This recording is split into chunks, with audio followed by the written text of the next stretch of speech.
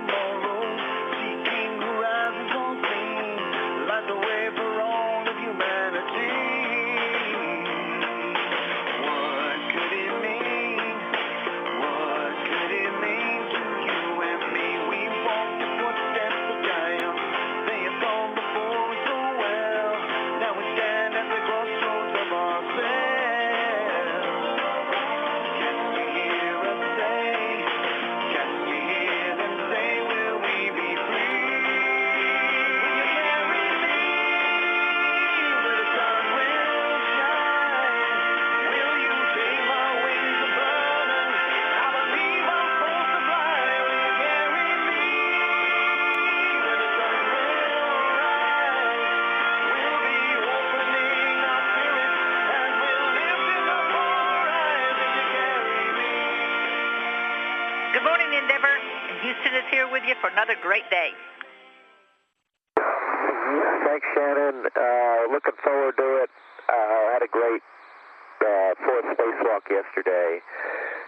Robotic arms put away, and now we got a bunch of transfer and Cedra bed R&R today, so we're looking forward to another day in space. And thanks for the great song.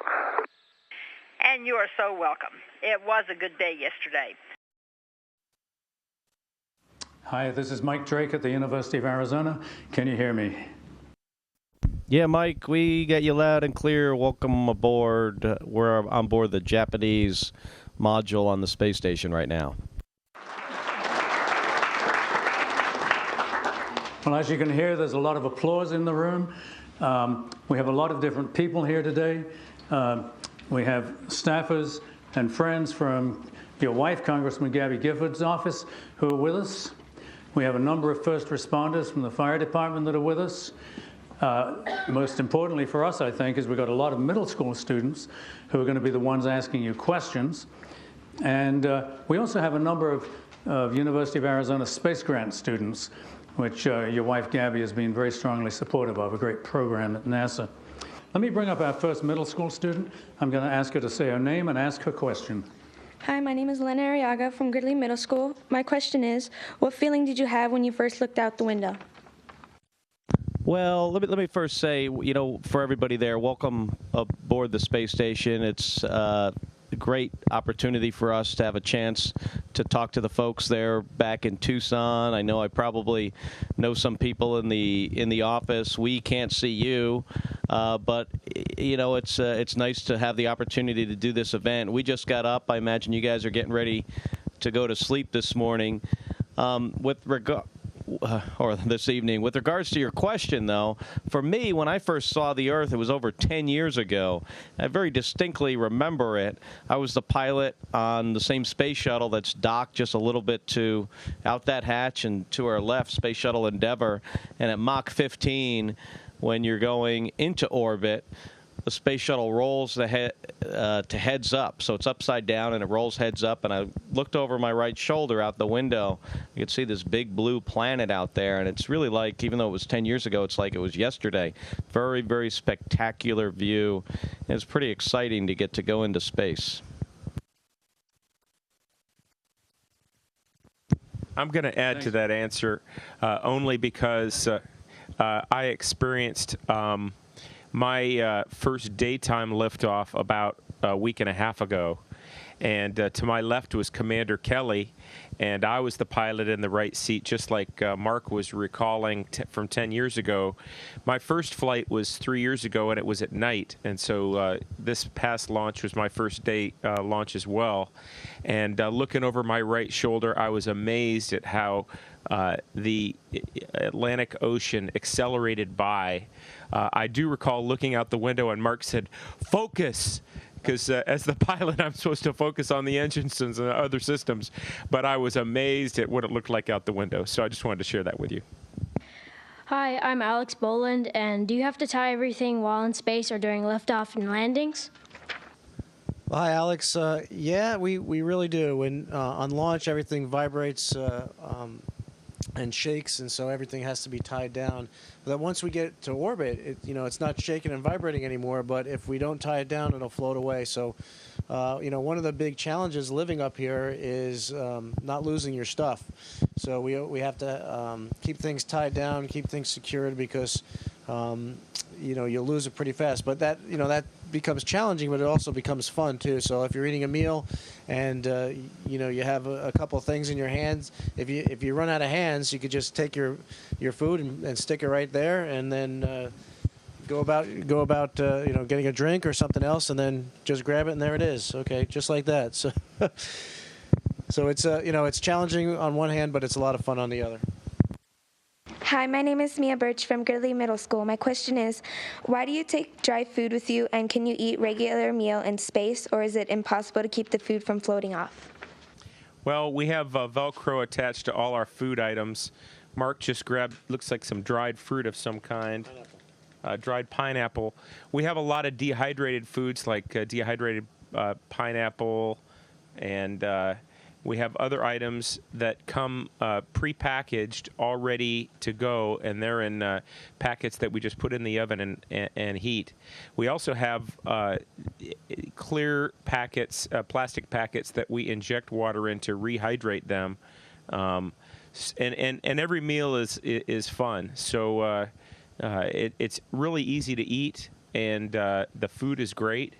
Some people love the shrimp cocktail. I actually prefer the M&Ms, and it's a normal diet. I made a hamburger the other day.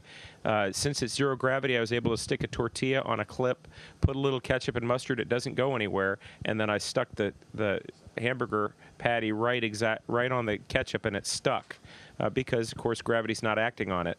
And after I took it off the clip, I rolled it up and ate it. So we have pretty much normal foods, no soda pop or things like that. Hi, my name is Alex Enriquez from Gridley Middle School. My question is, how long does it take to readjust when you get back to Earth? Well, Alex, that's a good question, and a lot of it depends on how long you've been up here. For shuttle crew members that are up here for maybe 2 weeks or so, the readjustment is pretty quick, maybe a few days. I remember on my shuttle flight about 3 years ago, I think it was probably a day or two before I could walk without thinking about it. And I remember when I first got back, I would take a step and go, okay, there goes the left foot, there goes the right foot. I'm starting to lean left. I need to lean back right. And so, but that passed very quickly.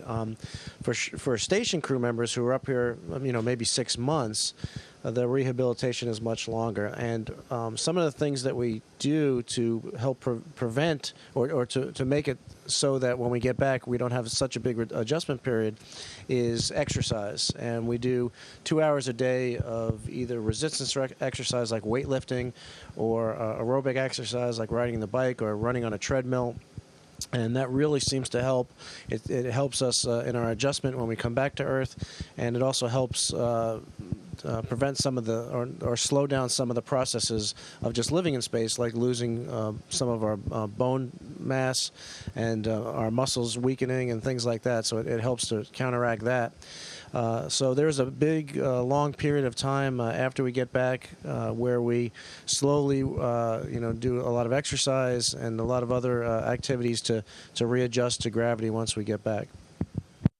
My name is Shay Bushy, and I'm from Gridley Middle School. My question is, how do you sleep in space? Well, you could sleep just kind of floating around. The problem with that is you'd bump into other people and you'd wake them up. And then you might not have any idea where you're going to go to on the space station. It's a really big place. So what we do is we sleep in a sleeping bag. It has a bunch of straps and hooks, and you can tie it to the ceiling or to the floor or the wall. Last night I slept on the floor of the flight deck of the space shuttle. Mike Fink, one of our crew members, was sleeping on the wall downstairs, and sometimes people will sleep on the ceiling. It takes a while to get used to sleeping in zero gravity. There's no pressure on your body.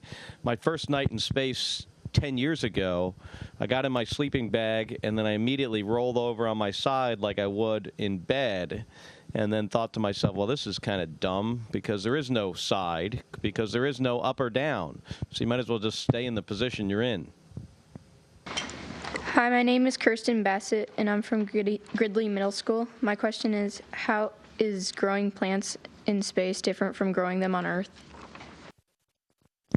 Kristen, that's a really good question because we're actually doing that. And we're trying to figure out the answer to that question, really, and what effect gravity has in how plants grow. And one of the things we're trying to do is remove, because we're in space and because we're in this what we call microgravity environment, we can eliminate gravity from the equation, and we can see how plants grow without gravity, and that helps us to better understand the process of plant growth, which helps us understand how crops grow and how we can make more food. And so one of the things that we're doing is we're looking at what factor gravity plays in a plant's growth and how that compares to things like moisture in the soil and chemicals that are used for fertilizers and things like that. And a lot of the research that we do is so that we can go farther and farther into space. And when we go to Mars and beyond, we're going to have to grow our own food in order to do that. And so that's a very important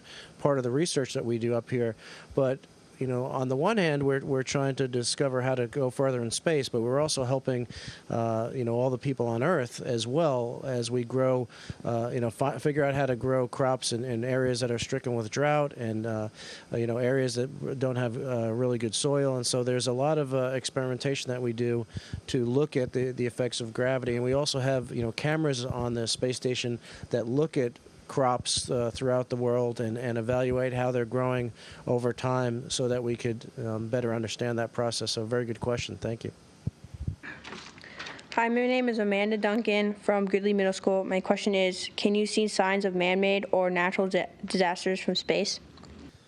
Amanda, you can, and that's one of the really good things about being up here and having this vantage point to see our planet from. And one of the most recent ones is the flooding in the Mississippi River, and we were able to take pictures of that and kind of document over time the changes to the river and the effect in the surrounding communities.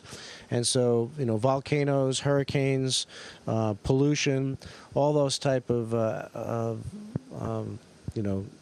things that are affecting our environment, we can monitor, we can watch, we can keep track of up here, and it's really interesting to see that and to see the good things and the bad things, and see how man-made effects on our planet are making some changes that some of them good and some of them bad. So it's good to keep track of that, and it's a wonderful place to do that from. Hi, my name is Taylor Reynolds from Gridley Middle School. My question is, how does the human body change in space, both long and short term? Well, the human body is an amazing thing, and it really adapts very quickly to any environment that it's in. And very quickly after you get to space, your body starts to adjust, and that's a good thing, but some of that adjustment is not that good. So one of the things that your body realizes is it doesn't really need a skeleton anymore, and so you start losing a lot of the mass in your bones, the density of your bones. You don't need the muscles in your legs as much, so you start to lose those. As Mark said, the fluid shifts. So in your body, there's fluid that is all kept towards your feet because of gravity. So once you get to space, that is free to flow to different parts of your body that it normally doesn't. So those are all changes that occur. Your eyes change shape.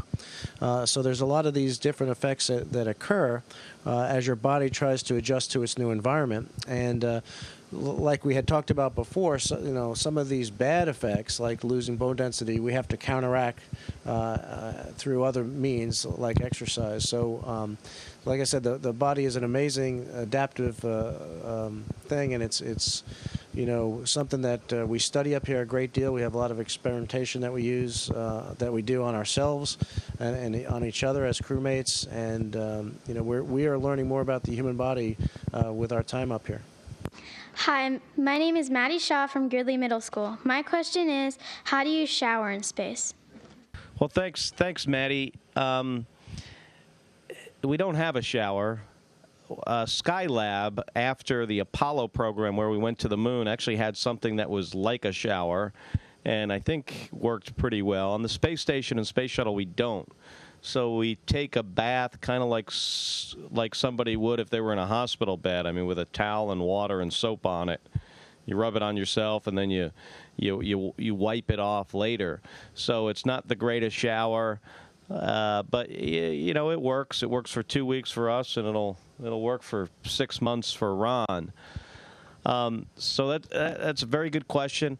Before we go, I wanted to congratulate the University of Arizona on their new project, and I can't remember the name of it. We just saw it in the news since we launched on the 16th of May, but their project to visit an asteroid. That's very exciting. It's, I think, one of the biggest NASA-related projects that a university has had, and so I wanted to congratulate the University of Arizona for that milestone in their exploration of space. So thanks very much, everybody.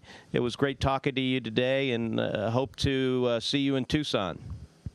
Thank you, Mark. Let's all applaud their work up there.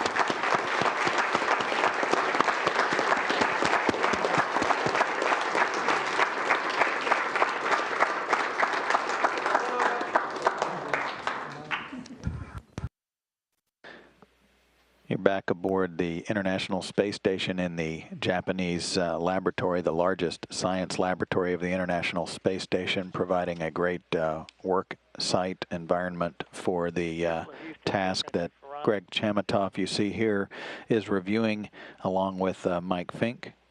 Chamitoff is reviewing the procedures, the detailed procedures for this task, which is budgeted on his and Mike Fink's timeline for about 4 to 5 hours worth of work to swap out what's known as a bed, a sorbent bed on the carbon dioxide removal assembly. It's a very elaborate piece of equipment you see there, and quite large, that when active removes carbon dioxide from the atmosphere of the International Space Station.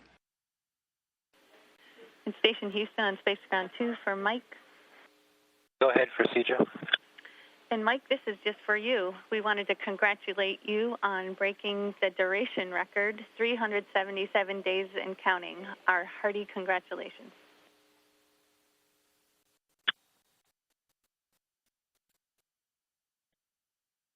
Thanks, Lucia, and thanks to all the people I've flown with and all the folks who have supported us from the ground. It's been a great ride, but honestly, I hope this record that we set is going to get broken by future people, and this will be just I guess, a ripple in the wind of humans conquering space. So for the moment, though, I'm going to enjoy it. Thanks for the congratulations. And it's been a real joy, and we also share that hope with you. Lucia, just so you know, Mike's planning to break that record tomorrow. Good deal. I have this morning my timeline leisure. So I am going through the procedure to shut it down, and then I'll take it out, and then I'll give it to the station. So what is Glacier? Well, Glacier is a surprise, because I heard that there must be some very interesting inside. Shall we open it? Yeah. Can you open it right now? Well, takes a special tool, doesn't it? I guess we could, but we don't want to do that. We want to. We don't want to spoil the surprise. No. But they do experiments, cold temperature experiments in there, right? What's the temperature right now, that thing?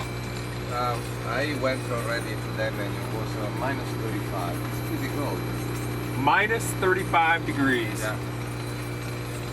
Boy, you could like store ice cream or something in this thing. Well, no, you cannot do that, but in theory you could. All right. Well, Roberto, we're going to get you on video when you're pulling this thing out, so don't pull it out till I come back, all right? I'll be waiting for you. All right, bye. So, hey, guys, what a bunch of spacewalkers do after all the spacewalks are done. More maintenance. What's this? This is a carbon dioxide removal assembly. The space. Looks like a truck engine. And we're taking it up completely apart to change out that bed in there. In the middle. Right in the middle bed. Everything's going to come off and everything's going to go back on. No problem. It's a full day job, but we can handle it. It looks like something that a bunch of guys who've been on the space station a long time would know how to do. We're the can-do crew. So how long have you been working on this thing? A couple hours. Yeah, I know you guys been hiding in here. But hey, for those of you watching NASA TV, if you fix things at home, anything like fixing your own furnace, working on your own car, any little thing that any maintenance kind of work you do at home is good spaceflight training. That's true, absolutely. All right. Hey, there's one other thing in here that I noted. There's, isn't there like an experiment over here that's like really fragile? That's called BCAT, and it's binary colloids. Colloids. Basically, it's looking at how colloidal particles in a fluid. Yeah, thank you. How colloidal particles in a fluid separate, and it's over a long period of time in 0G, and you see a camera there set up to take special pictures of that. It's been going on in the space station for a long time, and they're learning a lot about how fluids behave in space. So that's a really neat experiment. Tell you what, Taz has a couple PhDs, and you know why. He understands stuff like that. And then looking up here we see the JLP. Installed by another can-do crew. Oh yeah, can-do crew. Yeah, you betcha. What's interesting right here is we've done a lot of our PR shots at this particular location, and that's what we kind of hold our feet down with, these little foot restraints. What's interesting though is they're located not exactly aligned with the hatch. They're actually pretty far back, and so if you just jump straight up, you might hit that hatch right there. I think we might have seen that earlier today. Did that happen to you, Box? Yeah, it did. All right, guys. All right, show me a jump. Show me a jump. Here we go. All right. Both of you. Woo. Up you go.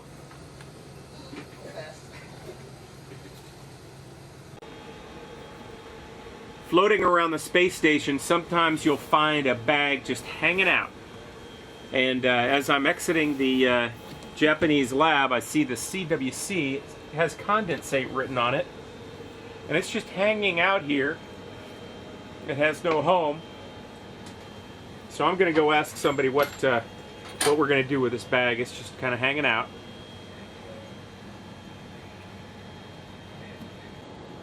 I'm in node 2, and here are some sleep stations that the station guys have used over the years, and there's 4 of them. As I kind of rotate around, Ronnie Guerin and one of the Russians, Sasha, are sleeping in 2 of them, but now that Katie and Paulo have left, we have 2 open ones. So we've been sharing, here's Ronnie's. We've been sharing 2 of these the last few nights, and I got the opportunity to sleep in one last night. Really comfortable. They're about 3 feet by 3 feet by 6 feet. The sleeping bag fits nicely along in here. And then on this side, you can see laptops and other things that can be used to access the internet. I'm actually upside down here in relationship to the room. Ah, there we go, much better. Actually, no, I had it right the first time. It's just, looks like the laptop's stowed. Also complete with a light. Oh yeah.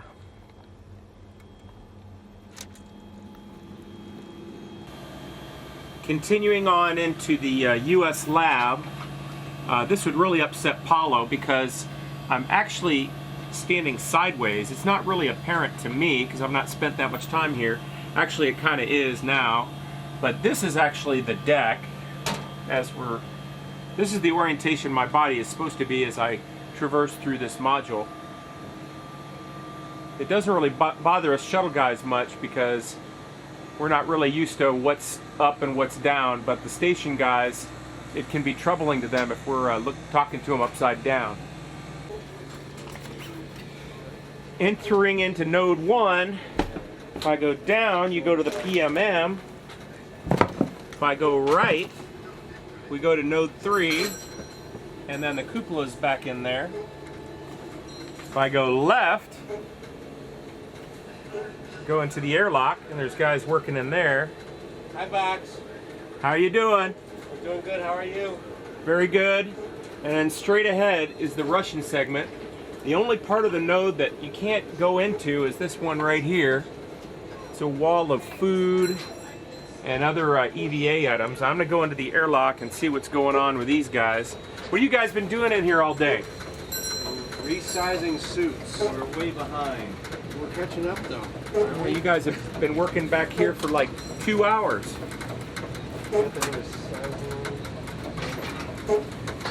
So why are you resizing them? Because some of the parts get out of certification life, and also because there's other EVA guys coming up to do some work, and they don't fit in the suits that we have configured right now, so we're making them right.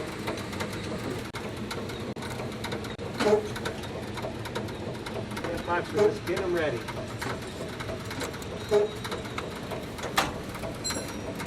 What's that sound up there, man? It's the washing machine. High pressure oxygen being pumped. Oh, it's not a washing machine? Sounds like one. That sure does, man. All right, well, I'll let you guys get back to work. Thanks for spending a couple minutes on Flight Day highlights for Flight Day 13. Thanks, buddy. It looks like Roberto is working on the second corner of this glacier removal. Looks pretty loose now.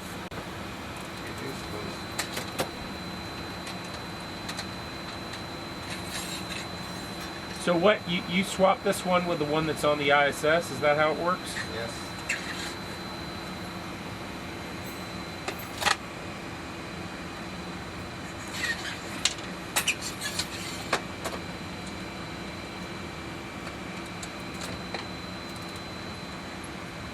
The glacier is coming out. He has been with us for 13 days, and now we'll give it to the station. So, Roberta, what is the mystery of what's inside a glacier? I don't know, and maybe I will never know. Somebody else will be the lucky that will open it. All right. Thanks a lot, man. We're taking it to ISS. I'm going to give you some help. So what we're doing is we're swapping Ronnie's glacier on the station here with the shuttle glacier. See Ronnie accessing one of the racks here in the lab. And here's his glacier. And there's Spanky going by. And then you can see our glacier. Roberto's holding our glacier for the swap out.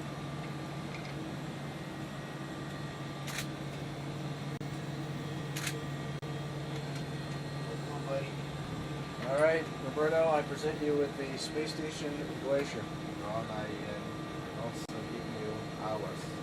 All right, I accept the shuttle glacier. And I accept the ISS glacier. And you get the shuttle glacier, including all of its contents. Oh yeah, I'm looking forward to that. All right, thanks, Box. I have the glacier that is coming from the station, and now I will put it back in place, reinstall it, power on, so that we can bring it back to Earth.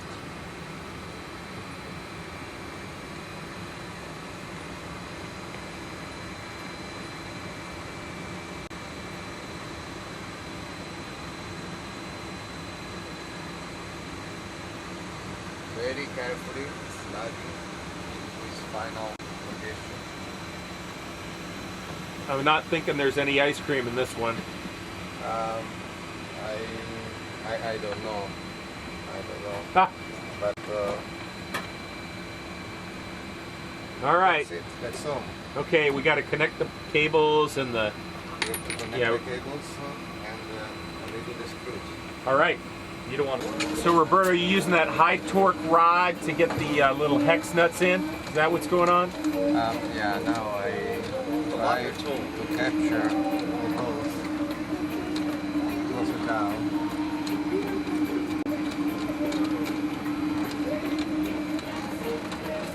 Boy, this mid-deck was quiet. Now it's just teeming with activity.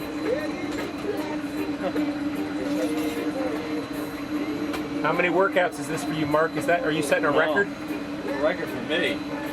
Yes, stay with me, man. I've gotten most of my exercise sessions. I think I'm one behind you. Went a little extra long today, though. All right, well, this is signing out on the mid-deck. The glacier is successfully transferred and off to more fun on flight day 13.